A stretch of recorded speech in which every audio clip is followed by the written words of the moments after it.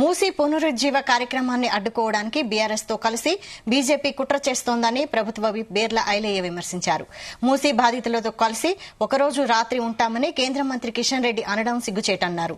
మురికి కంపులో దోమల మధ్య రోగాల బారిన పడి విధిలేక ప్రజలు అక్కడే నివాసం ఉంటున్నారని ఆవేదన వ్యక్తం చేశారు.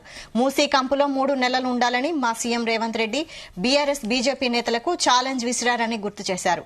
కిషన్ రెడ్డి మాత్రం ఒక రాత్రి షో చేయడానికి మీడియా ప్రచారం కోసం వెళ్తున్నారని, ఒక రాత్రి ఉండి ఏం సాధిస్తారని ప్రశ్నించారు. దోమతెరలు, ఫ్యాన్లు, మాస్కులు లేకుండా 6 బయట బీజేపీ నాయకులు నిద్రపోవాలని సవాల్ విసిరారు. సబర్మతి, నమామి గంగే కార్యక్రమాల కోసం అక్కడ ఎవరిని ఖాళీ చేయించలేదా అని బీర్ల ఐలయ్య ప్రశ్నించారు. బీజేపీ పాలిత రాష్ట్రాల్లో మాత్రం నదులను ప్రక్షాళన చేయొచ్చు, కానీ తెలంగాణలో మాత్రం మూసి ప్రక్షాళన చేయొద్దా? ఇదెక్కడి న్యాయం అన్నారు. కేవలం రాజకీయాల కోసమే బీజేపీ మూసి పైన రాద్ధాంతం చేస్తోందని బీర్ల ఐలయ్య మండిపడ్డారు.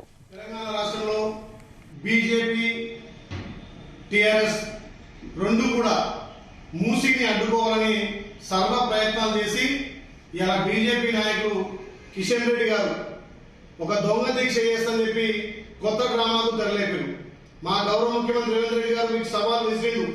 ఒక్కరోజు కాదు, మీరు 3 నెలలు మురికి కుంపకు అక్కడ వచ్చి నిద్ర చేయండి. మీరు దోమతెర లేకుండా, అక్కడ ఏం లేకుండా, ఫ్యాన్ లేకుండా నిద్ర చేయగలుగుతారా?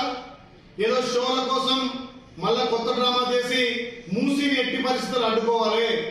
తెలంగాణ రాష్ట్రంలో బీజేపీ, టీఆర్ఎస్ రెండు కూడా మూసిని అడ్డుకోవాలని సర్వ ప్రయత్నాలు చేసి ఇలా బీజేపీ నాయకులు కిషన్ రెడ్డి గారు ఒక దొంగ దీక్ష చేస్తని చెప్పి కొత్త డ్రామాకు తెరలేపారు.